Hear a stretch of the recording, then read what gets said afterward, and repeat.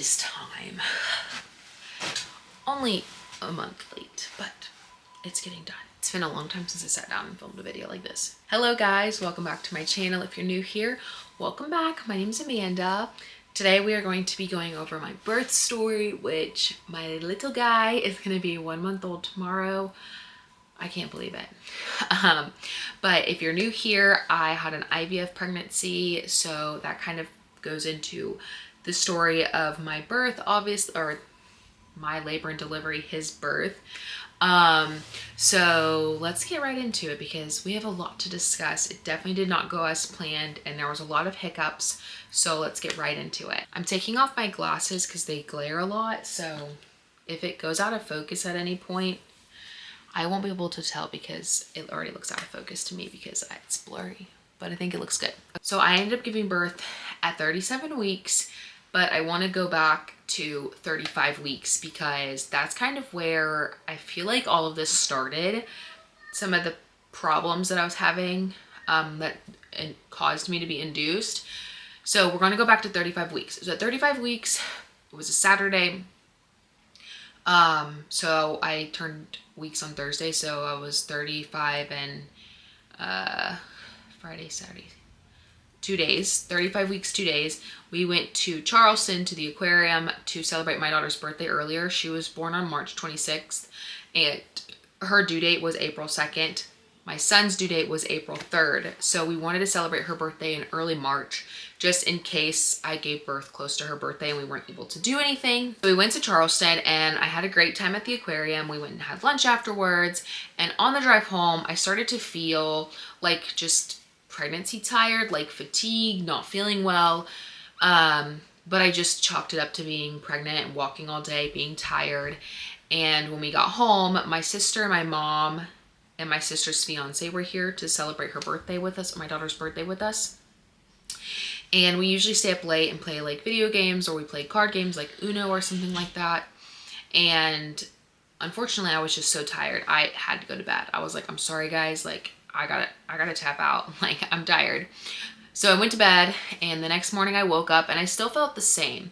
I was still tired, fatigued, just like not feeling good. And I just, like I said, I thought it was pregnancy related. Like I thought I was just tired. Like I had overworked myself. So they go home, my sister, my mom, and my sister's fiance, they go home. And the next day, so Monday, I wake up so sick. Like, I don't know what kind of sickness it was, if it was the flu or the other one. I don't want to say it in this video, get like shadow banned or something like that, but I don't know what it was. But I was sick for like 3 days. And then I mean sick as like I was laying in this bed dead to the world. Like I was asleep. Like I was no use at anything. Like I threw up when I went to get up to go to the bathroom. Like I couldn't drink anything, couldn't eat anything. Like I couldn't even keep my eyes open. Like my body just forced me to go to sleep. So I was almost 36 weeks pregnant, super sick. And I start to feel better. And after I feel better, it still kind of lingers. I think when I filmed a video at 37 weeks pregnant, and I think that day was day 13 of me being sick. Like I wasn't as sick as the first 3 days, but like it had lingered. Like the fatigue, the headaches, and what was it, like congestion, like cough and stuff like that. And that lasted for over 2 weeks. So I was 37 weeks and 2 days pregnant when I woke up. Actually it wasn't when I woke up. It was all night. I had like a really bad headache and I couldn't sleep through it. And I've had really bad headaches throughout that entire pregnancy. And so I was like, oh, it's probably fine. But I decided my husband was going to go to work that morning. So when he brought my daughter into the room with me, he brought me my blood pressure cuff. I took my blood pressure and it was like 150 over 100. Oh my God, I'm getting like a pit in my stomach talking about this. This is why I've been kind of putting it off because I feel like it's going to bring up a lot of feelings that I've kind of like not suppressed, but just kind of like didn't want them to overshadow the good per se. And of course I was worried, but my husband was like, can I go to work? And I was like, yeah, it's fine. Like, I'll just keep monitoring my blood pressure and I will let you know if it gets higher. So he goes to work, and granted, at this point, I've been to the ER or labor and delivery triage twice for high blood pressure at home. And when I get to labor and delivery triage, my blood pressure is fine. They send me home like I'm crazy. So that's why it was so chill. Like, I know it's high, but this is not the first time it's happened. So let's kind of just ride it out and see what happens. But it was like midday, my mom calls me and she's asking me how I'm feeling, and I just start crying. Like, I just say, like, I feel like something's wrong, you know, but I don't want Mauricio to have to get out of work. He was actually at the reserves, so he would have to talk to like the chief or whatever, and I just didn't want him to have to do that. But my mom was like, well, the alternative is if your blood pressure gets like over the limit, you'll have to call 911. And I was home alone with my daughter. So it was either I call 911 and traumatize her with like all that. And like, I didn't know what would happen with her. Like, do they take her with me if they have to transport me to the hospital? Like, who's going to watch her? Is she going to be with a social worker? That gives me anxiety. And then I was like, oh, well, I could drive myself, but I didn't have a car seat. So I was like, I can't really technically do that. And with my blood pressure being so high and the risk for seizures so high, I didn't want to do that either. So the only other option I had other than calling 911 was my husband came home. So he ended up coming home. And when he got home, I was like, I kind of really don't want to go. Like, I feel like it's going to be a waste of time. But he was like, let's just take you because you're going to have anxiety all night if we don't go and get it checked out. Like, you're just going to stress yourself out. So I was like, okay. We go to labor and delivery triage. He's taking me. My daughter is in the car too. So they wait downstairs in the car. And I go up to labor and delivery triage. And of course, I'm like, I have high blood pressure at home. I brought the cuff with me so that if I have a normal reading here, I can take my blood pressure on my cuff and kind of like compare the numbers. And she took my blood pressure and she was like, you are not going anywhere. Like, you are going to be having a baby because you're over 37 weeks.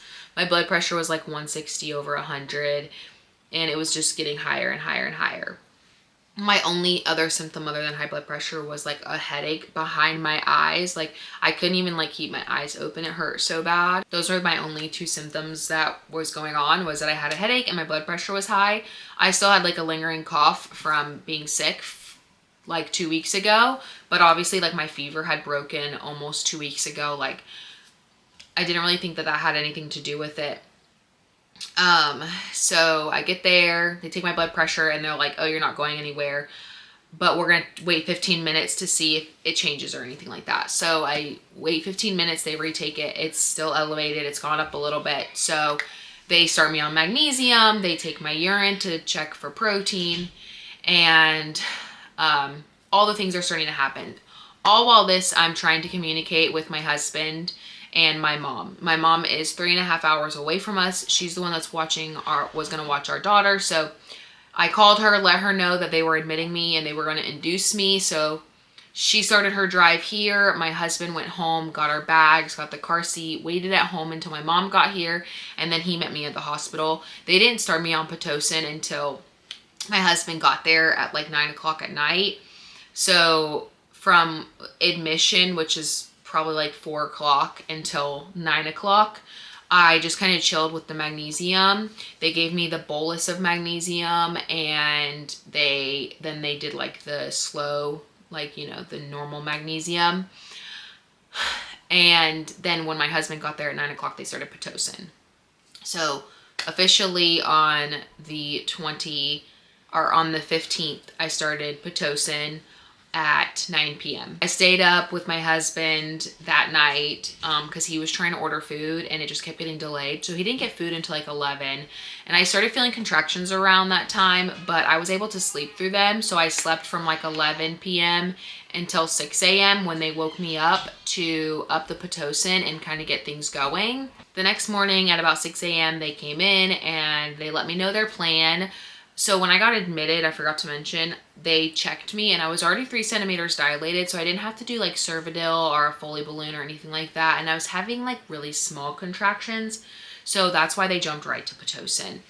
So the next morning they come in with the game plan. I'm still only 3 centimeters dilated. I mean, I'm having contractions, but I don't feel them. They're not doing anything. They tell me their plan. Their plan is to up the Pitocin, and then when I hit around 5 centimeters, if my water hadn't broken already by myself, they were going to break my water to kind of get things moving even faster. So they upped the Pitocin, and I started feeling contractions, but they weren't like super crazy. It wasn't until I reached 7 centimeters that things got really intense. So I didn't want to have a epidural, but I knew going in that like if I got it, it was okay. Like I was allowed to make that decision for myself. But up until 7 centimeters, like I was just cruising. Like I just was able to breathe through them. I was able to walk through them, bounce through them, whatever I was doing in that moment. And it was super easy to do. My blood pressure was doing good, and they were really happy with like my blood pressure. So I was able to like walk around and move around and labor how I wanted to. I hit 7 centimeters and the contractions got intense. So I asked for laughing gas. I had tried IV pain management with my daughter and it really didn't work for me. So I didn't even really want to like dab into that for this labor and delivery. So I just asked for laughing gas, and laughing gas was so nice because it took the edge off and kind of made you sleepy. So the contractions, though you still felt them, you kind of were like sleeping through them almost, or like I was. And I had to be in control of the mask. So like the mask couldn't be strapped on my face. Like no one could hold the mask for me. Like I had to be the one that was putting the mask to my face because they didn't want like me to like actually fall asleep or anything like that. So if I had made my own self fall asleep, obviously the mask would drop and then I would come to eventually. So that was some rules they had with the laughing gas. I don't know if that's like standard protocol, but nothing was strapped to my face and I had to hold the mask to my face so that I had control over what I was taking. So 7 centimeters, and I stayed at 7 centimeters for a long time, and it was so painful. So I ended up asking for the epidural at 7 centimeters. They come in and they give me the epidural and it fails. The first one doesn't work. I don't know what it was, but it doesn't work. And my body feels weird. It just feels like they didn't place it right. So the anesthesiologist comes back and they tried again for the second time. Again, it fails. Like it doesn't work at all. Like I don't feel anything. I remember with my daughter, they gave me like a little button that I could press to up the dosage, and obviously it had a max on it, but like I could press it for more relief. But this one, like they didn't give me any of that. Probably because I knew I was going to max it out. So maybe they just maxed it out as much as they could already. And at this point, they're telling me that they are losing my baby's heart rate and they need to insert like the little thing into his head in order to get a good reading on his heart rate to make sure that they're deciding the right things, the best care for me and my son. So I have to agree to that because there's no other option except for, I guess, if I wanted to just go in and have a C-section right then and there. So I agree to let them do that, and once they do that, they're able to see that my son's heart rate is in fact fine, and it's just like the belly bands and me moving around and stuff that's causing like inaccurate readings. But there are at one point, there was at points where his heart rate was dropping to like 100, and they would have to pump me with fluids and turn me on my side, and then his heart rate would come up. So there was a couple times when they were really nervous, and at 7 centimeters, I'd closed my eyes, and at this point I had not opened them since, so I had no idea what was happening. All I remember is the sound that was around me, and I remember the midwife talking and saying that the OB was like on standby in case they needed him for like an emergency C-section, and also like all the extra stuff like vacuuming the head monitor and all that stuff had to be approved by the OB before the midwife could do it. So the midwife was working really closely with an OB that was on call to make sure that I was getting the care that I needed. After my epidural fails for the second time, I am continuing to labor, full contractions. I'm feeling them myself. I'm completely feeling them, and I am just completely like zoned into labor, into like laboring. These contractions were the most painful thing I've ever felt in my life. Like, they were so painful. And finally I hit 9.5 centimeters, but my cervix was like, well, I don't even know how to describe it. Like, apparently like my cervix was like still like on his head, but like she could push it back. So like, I don't remember exactly how they explained it, because like I said, I was kind of like in the zone, like blacked out in the zone. Sorry, was recruited. Where was I at?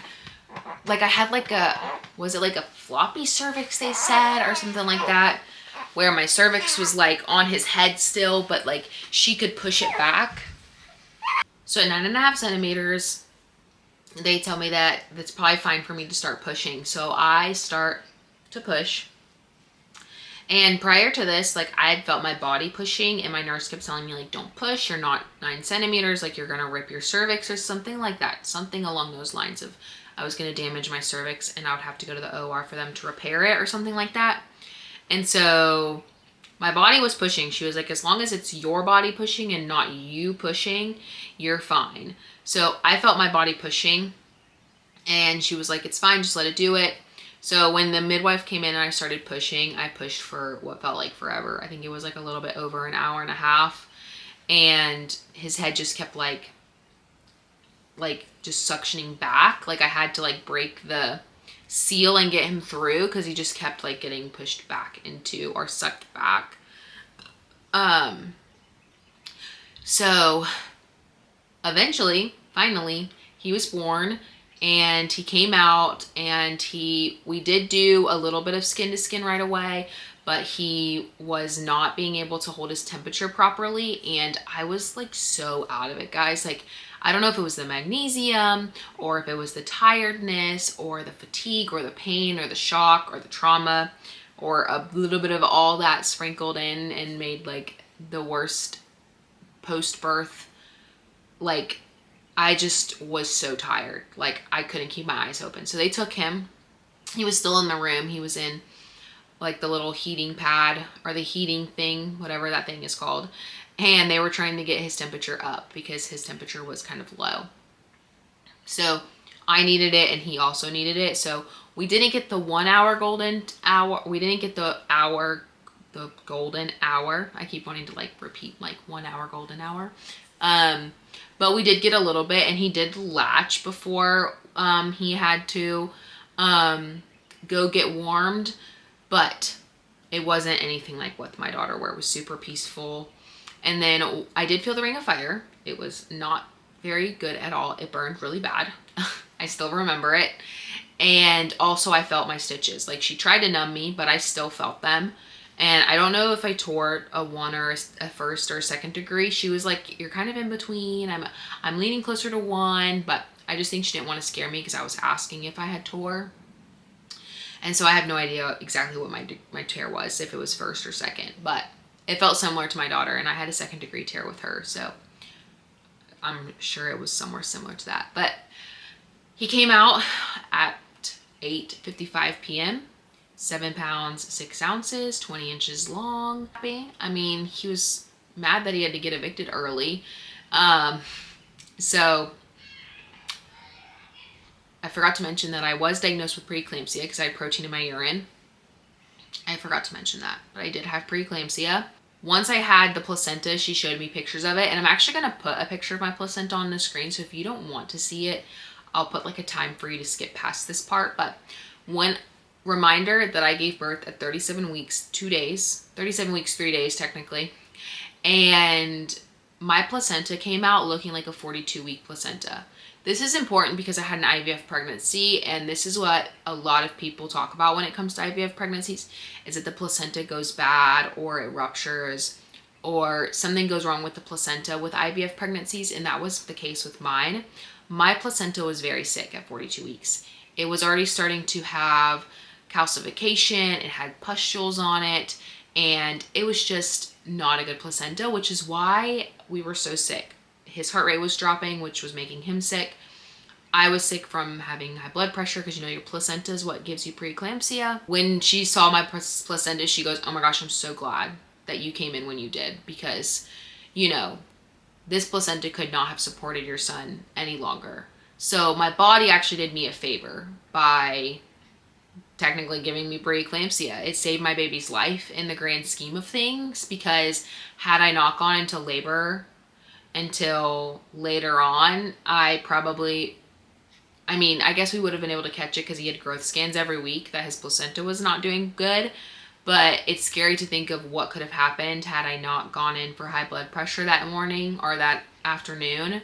What would have happened? So that was super relieving to know that my body, though it was sick, it kind of did a good thing in the grand scheme of things. But once he was born, he was super healthy. I am still dealing with gestational, or postpartum. I think it's called postpartum hypertension, not gestational because that's for pregnancy. I'm dealing with postpartum hypertension. I'm on medicine for it. I take my blood pressure once a day just to make sure my blood pressure stays within the normal range. And I'm hoping I can get off the blood pressure meds. She did tell me that this is something that I could deal with for the rest of my life, because my mom has high blood pressure, so it could be genetic. So she's hoping she can get me off the medicine. She already cut me in half because I was on a really high dose for my age, she said. So she already cut my dose in half, and I've been really good on it. So she said 4 days before my 6-week checkup, I'm going to stop taking the medicine altogether so that they can see where my blood pressure is at my 6-week appointment without the blood pressure meds. So that is my birth story. I don't feel like I missed anything. It was really smooth of a labor and delivery, even having preeclampsia. And with the magnesium, I did get hot flashes, but I didn't get a magnesium headache because I already had a headache. So I also, for my headache, they gave me Tylenol. It didn't work, so they ended up having to give me something stronger for it too. So I might have had a magnesium headache. A lot of people say how bad magnesium was and how sick they felt. But honestly, since I had been feeling sick for so long, I didn't really feel sick per se. Whenever they did the bolus, I felt like the hot flashes they talked about, like the magnesium hot flashes. But other than that, I didn't really feel any side effects from the magnesium. Once I gave birth and I was in the postpartum recovery unit, this is important too. So after the placenta was, you know, taken out of my body, my blood pressure dipped really low, so they took me off the magnesium. What's really important about preeclampsia is that you're on a magnesium drip for at least 24 hours. So at that point, I only been on magnesium for like 18 hours. They put me on it around 6 p.m. the day prior. No, it probably was a little bit earlier than that. Like 5 p.m. maybe, they put me on magnesium. And I had him at 8:55. So what is that? 15 hours I was on magnesium. And then they told me they were going to keep me on magnesium after I gave birth. But because my blood pressure dipped so low, they took me off the magnesium. And then when I got into the postpartum unit, I started having high blood pressures again. And we thought we were going to be able to go home. But unfortunately, I wasn't able to go home because they had to put me back on magnesium to make sure I got at least 12 hours of magnesium, 12 more hours of magnesium, so that I was over the 24-hour mark. And so I was on magnesium for an additional 12 hours in postpartum. So I was there for an extra day. And then after that, I still had high blood pressure. So then they put me on blood pressure medicine to try to find my dosage. And finally, they let me go home. Even though my blood pressure was slightly elevated, they did let me go home. And they just told me to continue to monitor my blood pressure once a day, because they really did think it was just like postpartum hypertension. And that is what it ended up being. It's just some postpartum hypertension. So I'm really thankful that I had the care team that I had. They took really good care of me, and they didn't freak me out. They didn't scare me. They kept me calm the whole time. And when I went into the office for my blood pressure check, like a week after I had had him, they were like, girl, you were so sick. Like your protein in your urine was crazy high and you were very sick. And so I really have nothing but good things to say. All of the nurses were super nice. My midwife was super nice. I could have had one of any of the 4, and I had one of them, and she was super nice. And then I saw all of them through postpartum. So like I saw one, so one delivered me, and then she went off from being on call, and then I saw all the other midwives too, and they all were super nice. And then I have a separate one that's helping me with postpartum, and then I go back to the one who birthed, or who, you know, did the birth for my 6-week appointment. And honestly, they do health checks too. They don't do just birth, they do like women's health too. Like they do yearly exams and stuff like that. So I'm probably just going to stay with them, and we plan on probably having another baby before we move from here anyways. So I'm probably just going to stay in their care for women's health. What am I talking about? Or what am I trying to say? But overall, my birth was scary and definitely not anything that I wanted. But with my daughter, I had pretty high expectations, and it was pretty disappointing when I didn't get everything I wanted out of my birth. So this time around, I had a few things in my mind. Like I didn't want to get an epidural, and I wanted to labor in the tub, but I wasn't able to because I had preeclampsia. So I failed both of those things technically. I got the epidural twice, even though it didn't work. But I did get it.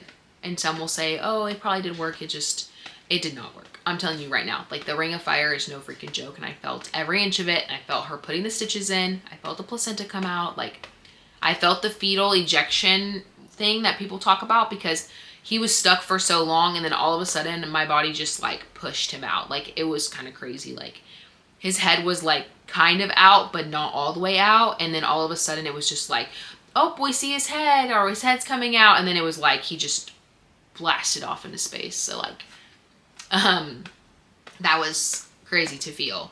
And I'm super proud of my body. I have decided though, for if I get blessed enough to have the 3rd chance to have another baby, and if it's safe for me to do so, because I haven't even had that conversation with my doctor yet about how you know, considering my like pre-eclampsia with IVF and stuff like that, like where to draw the line of what's safe and what's not safe, or what's worth the risk and what's not worth the risk, you know?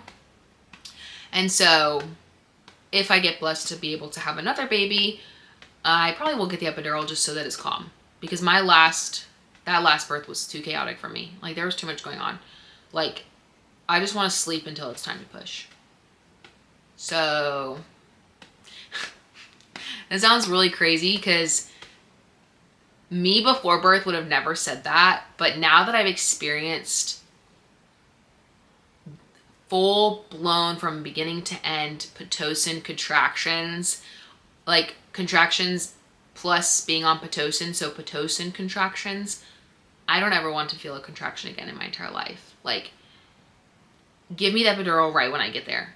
Like I'm not even joking. I just want to chill. I just want to sleep.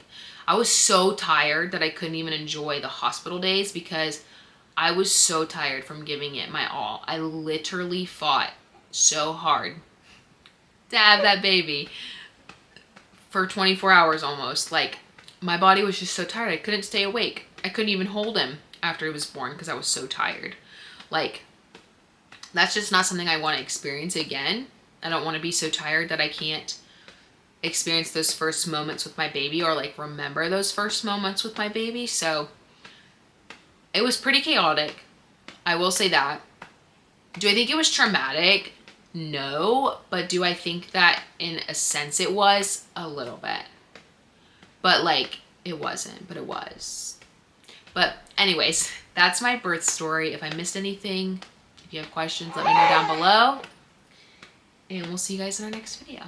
Bye guys. So I'll just close my eyes and dream about our kids and